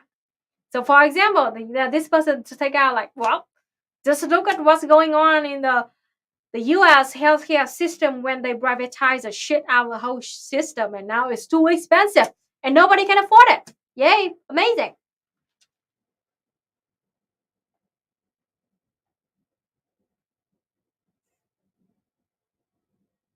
Yeah, this person, this long comment talking about like, yeah, the crisis only happened in very dense area and in state-owned gas station. He lives in a rural area, and in his rural area there was just one big state-owned gas station, and everything is fine. The petrol mix, everything is fine, and nobody's stopping them from buying gas as much as they wanted. The price is the same, and everybody's still happy. Yeah, there's no crisis like that at all. Yeah, you have to feel like this is a very local crisis, not national at all. And this person said like, well, whenever crisis like this happen, I understand like how important our government is in controlling the gas sector. Okay, yeah, same kind of argument here that only happen in a private owned kind of gas station. Oh, here, this is another comment came from a Vietnamese neolib.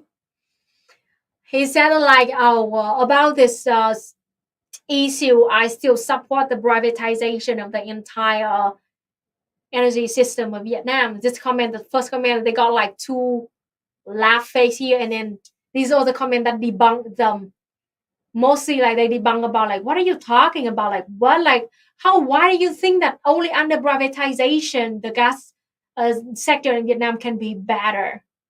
And like this person literally said like, well, if you let those capitalists control this gas station, well, know what?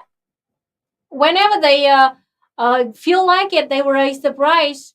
And if you like don't agree with that, okay, they shut down the gas station. And literally, like they have the completely absolute power over you. So you don't have any fucking voice. Not like, under now, at least when our people complain to the government will do something about it. Okay, another person also talk about like how stupid it is for the neolibs in Vietnam to raise argument that like we should like privatize electricity as well as gas, like gasoline. And this person took an article talking about the USA. I'm sorry, the USA got brought up again. This article, the Vietnam Net article, talk about how the American citizens were panicked because the electricity prices suddenly surged up, increased terribly during the winter, during the extreme like cold and like snow winter. So like that's the article when like the electricity in the USA just suddenly got increased terrible during the winter where people use a lot of electricity to heat their house up, something like that. So it is again we took the USA as an example of the bad example that you should never follow. Okay, so we have about 25 minutes left. You have any question? Ask me. Before I end this, I also have another huge news that I want to share to you too. Just for fun, this one. Um, this. I'll share you this. Give me a second.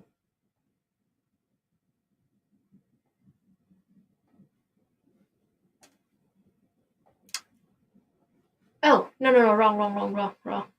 This one. Vietnam. It just voted into the United Nations Human Rights Council for the term 23 and 25. How funny is this? How funny is this? You know, Vietnam, we've been criticized of having no human rights whatsoever, something by capitalism. Now we fucking voted into the Human Rights Council of the United Nations for the next term for 3 years. I mean, we laugh our ass off, you know. We Vietnamese communists laugh our ass off. And there are about 8 human rights organizations who sent letter to the United Nations to literally like say that Vietnam does not deserve this shit, but whatever.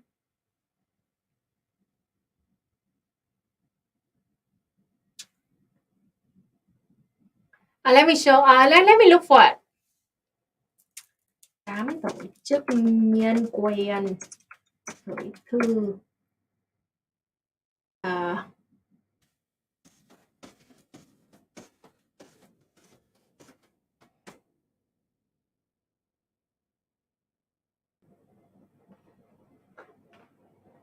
Okay, here it is. I hope that okay.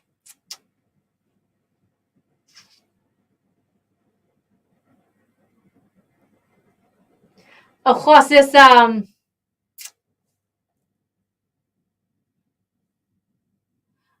VOA, you know, the Voice of America. The Voice of America in Vietnamese. I don't know why, but yeah, that is it. That's the Voice of America, but in Vietnamese language. They just made a video about on Facebook about how eight human rights organization just sent a letter to the United Nations to oppose to you know, the Vietnam just got elected to the new Council of Human Rights. It's so bullshit. Oh my gosh. I don't want to name any names here because those are losers and I don't want to give free PR to those 8 human rights organizations. But this is it. This is what I have been dealing with. Like those like, huh. Yeah. So funny.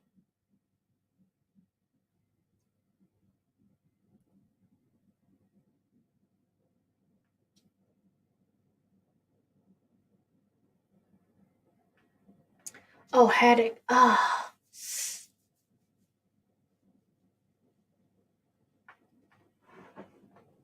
I'm checking the chat right now.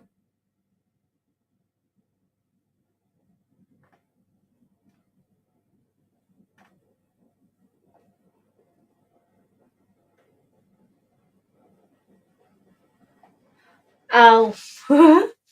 What will you say? The Western leftists that dismiss your text as CIA planned or some such nonsense. I don't know what to say. Yeah, I've seen it a few times, but it bothered me, and I always push back against it. I hear to say, here's the thing. This is what I think. They either naive, they don't know about the power, the soft power that the imperialist state has against us. They're too naive. They're either too naive or there's some propaganda behind it. There's some narrative behind it. They could know about it. They know about it, but they because it doesn't serve their interest, so they deny it. You know? So it could be one of the two. I don't know. I don't know what to say. But like literally we live in this situation and we live in the color revolution attempts, several attempts every single year in Vietnam, and we know exactly what's going on.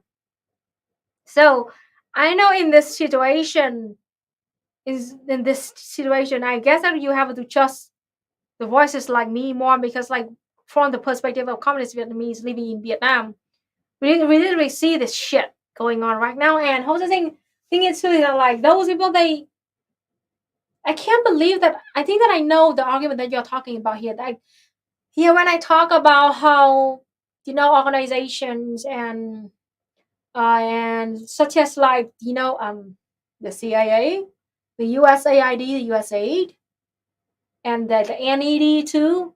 I've been saying like they've been spending billions of dollars every single year on the disinformation about us, and they never stop.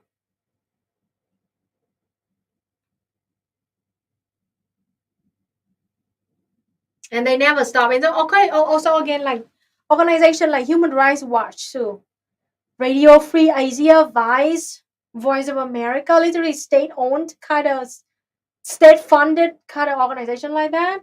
And also at the same time, you have to think about this. Why would CIA pay for anyone who talks shit about them? This is it. You have to think about that. Of course, the CIA will pay someone who like try to downplay the actual power of CIA. So I could not believe that I did see them with my own eyes, and I saw Western leftist imperial core, very white. They call themselves leftists, and they defend the CIA in front of my own fucking eyes. They literally said actually the FBI is not as powerful anymore, and actually like the government is trying so hard to put down CIA.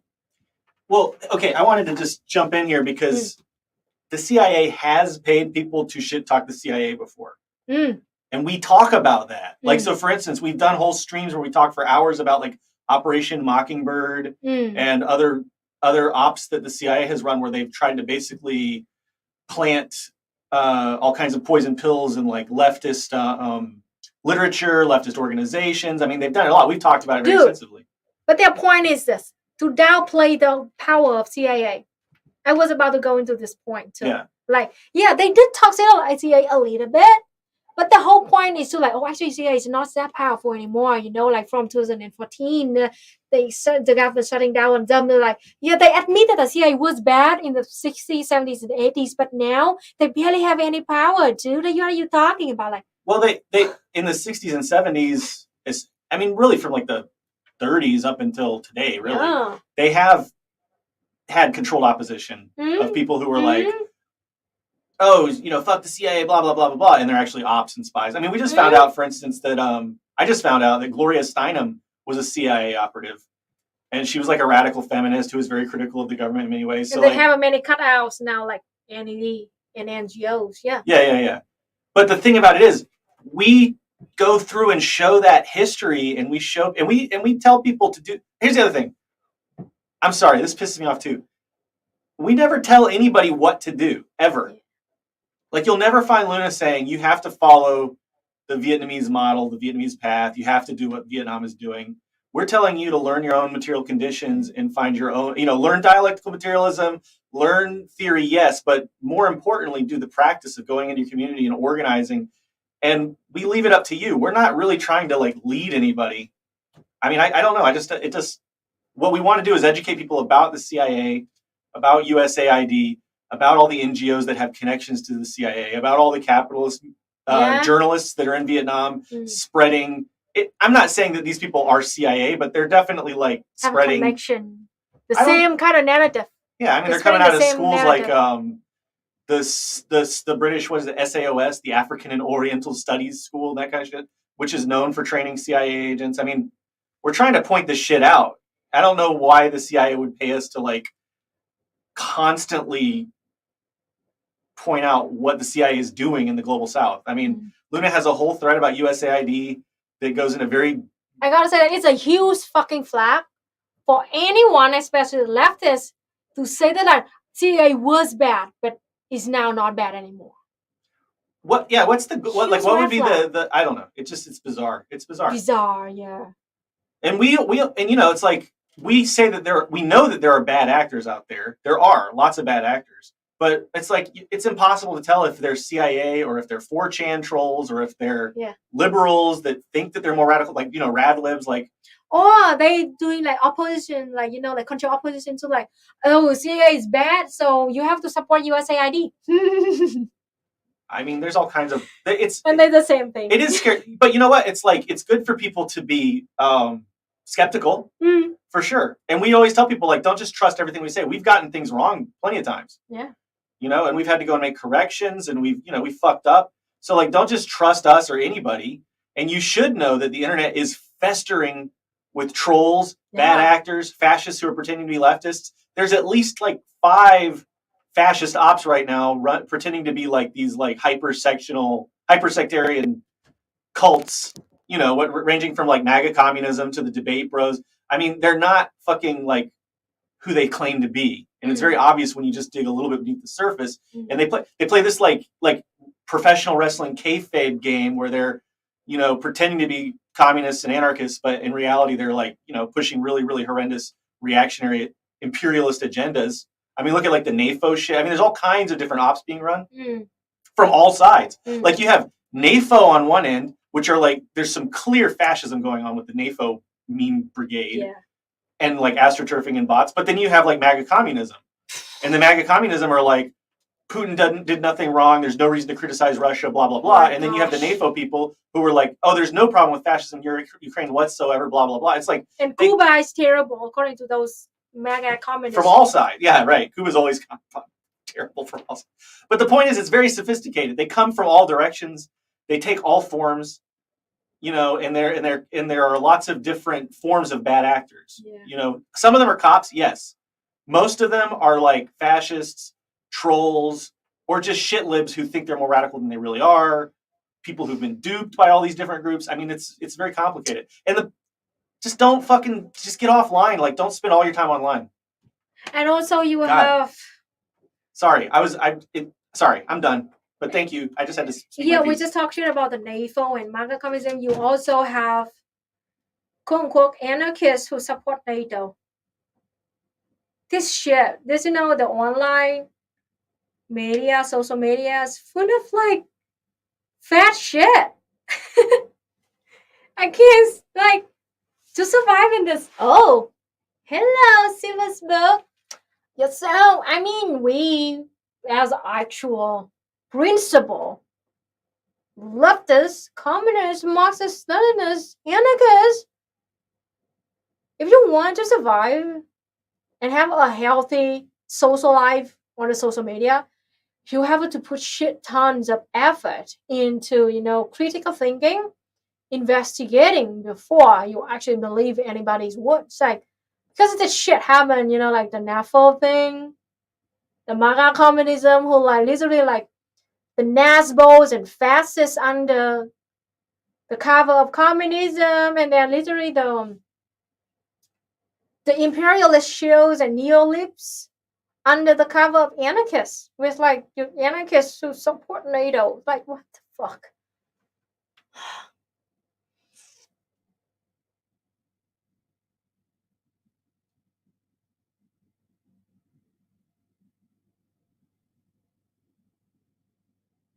Oh, talking about that, I would give you another story in Vietnam right now, which is big. So, I think this is a good story in Vietnam. You know how how not perfect we are and how we are fighting against this. So a few days ago, this woman was arrested. Her name is Trương Mỹ Lan, and she's the owner of an extremely big corporation in Vietnam, like huge. She could be the Vietnamese Jeff Bezos. She could be the richest Vietnamese person, but her family is so secretive that we do not know much about her, exactly what she does yet. But she just went to jail. Now, here's the thing.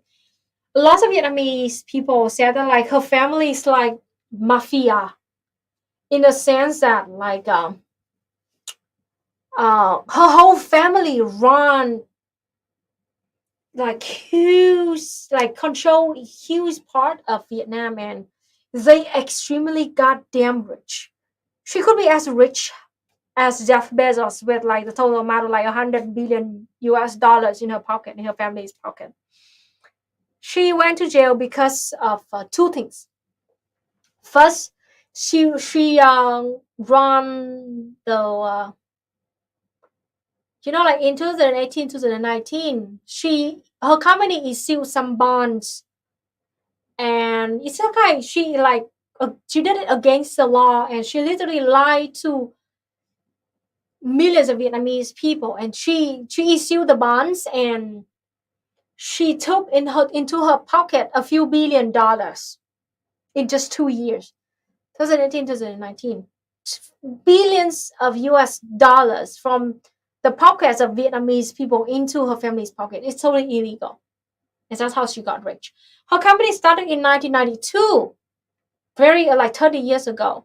Started from some restaurant and hotels, and slowly she got into the real estate sector, and now she running several. She not own, but she leads several important land in Vietnam. Another crime that she did was in District 1 in Ho Chi Minh City. District 1 is the most expensive real estate in Vietnam. It might be in the world. It's the most density in Vietnam. And she rented this piece of land from the government in 2006.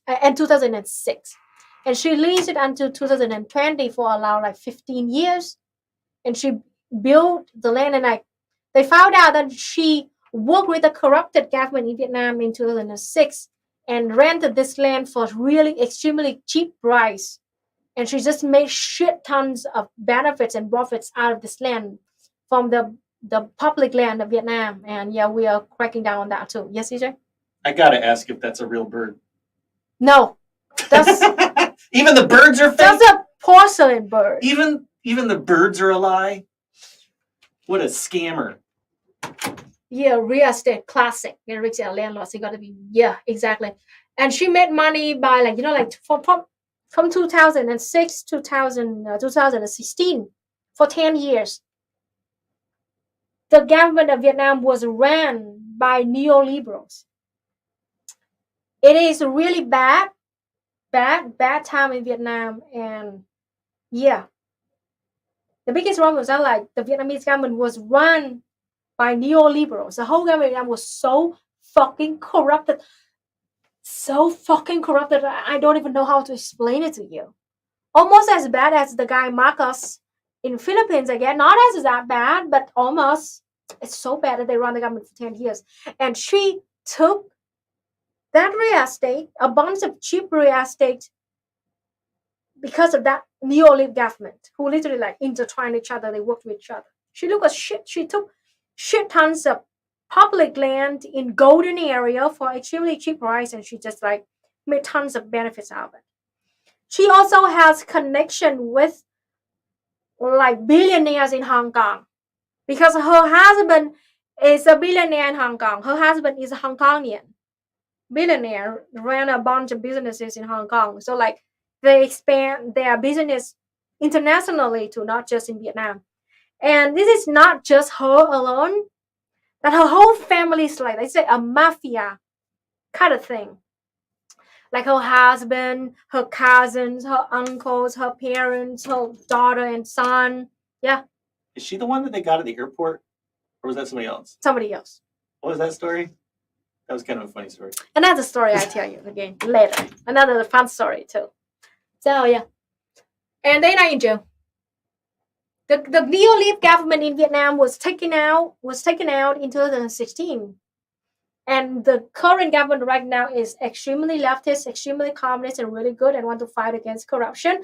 Yes, and it took them 6 more years to really crack down on this woman. This woman had very close ties with the corrupted neoliberal government in 2016. That was why her whole family got so fucking rich. And only now we can crack it down. And it caused a big issue in Vietnam right now, but vast majority of Vietnamese people fucking love this. Fucking love seeing this billionaire. Just imagine tomorrow Jeff Bezos was arrested in America for working with the government for taking the public land and turning it into private buildings, and they make shit ton of money, and Amazon makes shit ton of money out of it. So imagine tomorrow Jeff Bezos arrested in Vietnam. So it's like that. So that's why we're so fucking happy seeing this.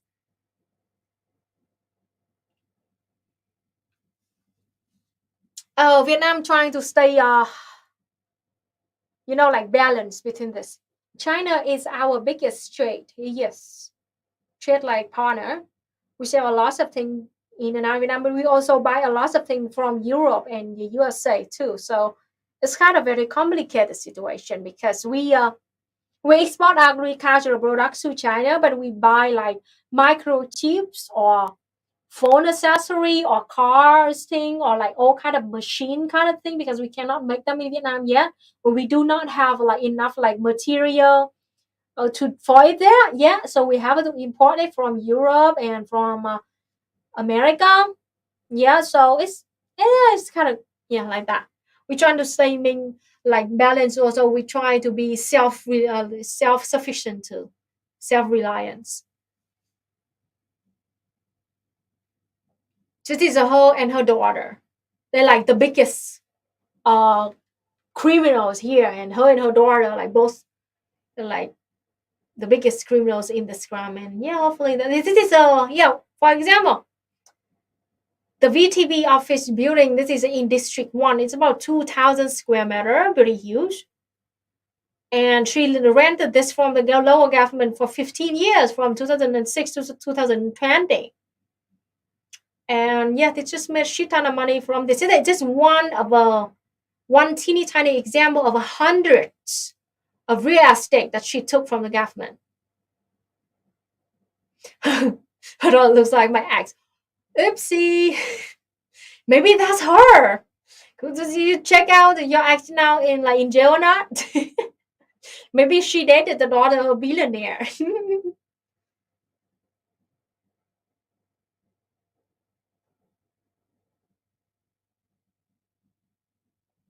Oh, welcome. Welcome. Cities in Hawaii. Yeah, good. Okay, good.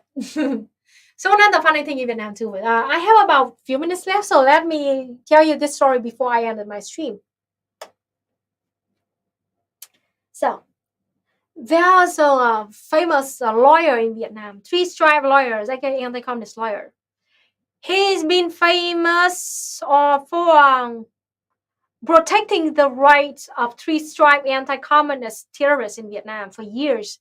He's been like acting as the lawyer for those anti-communists who got into like court in Vietnam.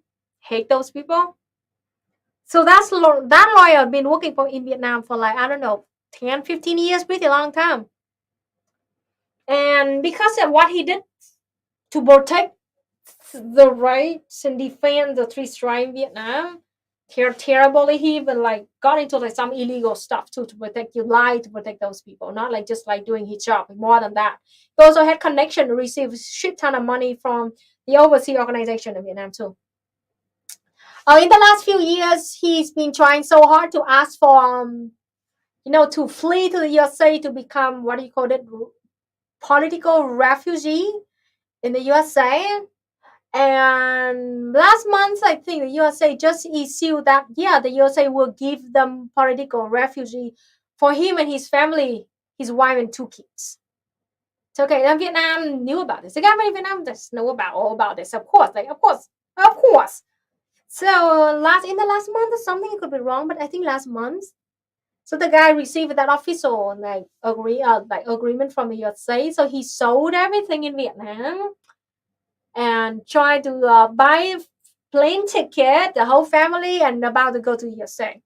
When they got into the airport, about to go to USA once and for all and never coming back, he was arrested by the Vietnamese communists right in the airport. It's just like we laughed so fucking hard with the communists in Vietnam. We laughed so fucking hard. Like, yeah, the government knew that they were trying to run away to the USA. And here's the thing too. The USA will not just issue the political refugee for nobody. They must have some special connection or some value or did some lot of things to them and hold important information about the U.S. government that the U.S. government agreed to issue the political refugee kind of agreement to his whole family. He's not nobody. Just so you know, he's not nobody. Okay. So right, the moment that he thought that he could escape Vietnam once and for all, for good, he was arrested. Like his wife and his kids can go to America fine. We don't touch them fine. They innocent, by the way. I don't know. They just do not involve directly, so we do not arrest them. Fine, just go to your state. But the husband stay here, and he's now in jail. We Vietnamese communists, like, wow. Seriously, the government just know everything from the start, and they just let them do it. They just let him sell every single thing in Vietnam. And then right in the last moment, when they thought that they could escape Vietnam forever, he was arrested. So, oh my God, I am like, yeah, they just fucking deserve it. Now the husband stay in jail in Vietnam. And the wife and the children go live in the USA. Bye. You know, I don't remember the name. You can go Google it. I don't remember the exact name. Liu Quang Dai or something. I could be wrong, but yeah, that's a very famous story. He just got arrested. So here's the thing too. Vietnamese government will slowly but steadily got into the point that we do not give a shit about what the West been saying about us anymore. Because we are all kind of close to the situation, the position where we're like pretty much powerful. Our economy is pretty much stable. So we can start, dealing with those lies and misinformation and start forcing those liars to bear the consequences of lying and sabotaging our own country. So yeah, we don't give a shit about the attacks about us anymore because we fucking stronger now. The West actually needs us more than we need them. So well, it is what it is.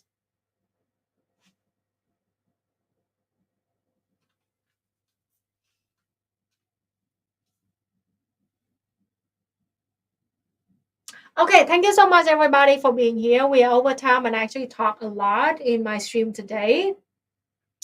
And I hope that you learn a thing or two to my stream. And if you want to learn more, you can go Google it by yourself or can go talk to other Vietnamese and ask about it maybe. But that is the basic information that I just offer to you to know what's exactly going on in Vietnam in the fight. We call it like the domestic fight between Vietnamese communists and Vietnamese bootlickers. Kind of tough like that. And yeah, Vietnam is not perfect. We have a corrupted members. That is why we arrested them. Okay. I mean, yeah. Oh, it sucks. And we don't want any more privatization. We did make a huge mistake in privatize, our education sector, and we are bearing the consequence now.